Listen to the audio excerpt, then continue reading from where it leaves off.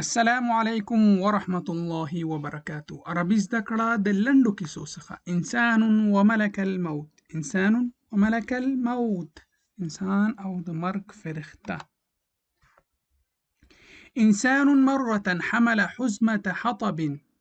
انسان مرة حمل حزمة حطب. یو انسانو یو پند یا ګیډۍ لرګي بار کړل. یو انسان یو پند لرګي بار کړل. انسان یو انسان مرتن یو کرته حمله ویخیستل یا بار کړل حزمت یو ګیډۍ حطب د لرګیو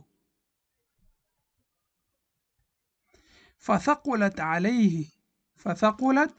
عليه فلما عجز وضجر من حملها فثقلت عليه فلما عجز وضجر من حملها نو درون شو په دې باندې دا پند او کله چې عاجز شو د بارولو څخه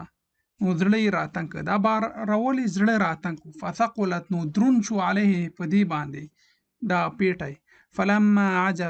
فلما هر هغه وخت عجز چې دا عاجز شو وضجر من حملها او دا تنگ شو ضجر تنگ شو یعنی یا درون شو په دې باندې دغه پند من حملها او تنگ راغی د پیشا کولو یا د یعنی ځان سره د نیولو فثقلت عليه نو دا درون شو په دې باندې او کله چې عاجز شو فلما عجز کله چې عاجز شو وضجر او د بارولو څخه یې زړه تنګ شو من حملها د بارولو رمى بها عن كتفه ودعا على روحه بالموت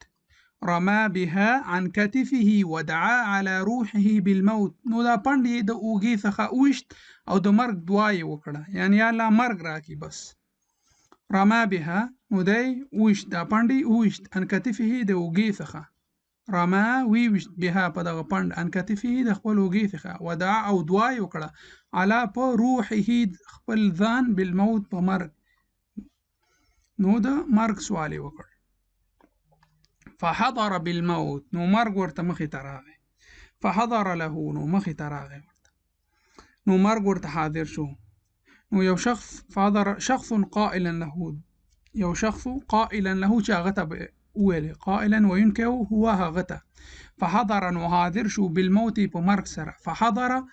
له شخص نو هغه ته یو شخص حاضر شو قائلا وينکه هو هغه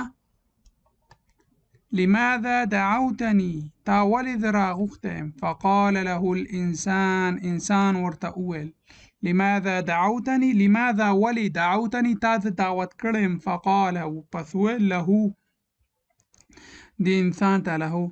الانسان دي انسان ته دي مرګ فقال له نو دي سړی ته ویل الانسان دي انسان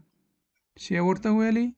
دعوتك لرفع هذه حزمة الحطب على كتفي دعوتك لرفع هذه حزمة الحطب على كتفه تمي په دې خاطر راغختلې چې ته دا د لرګیو پیټه زما په اوږه کېږدي نه د دې لپاره چې زما ژوند واخلي نو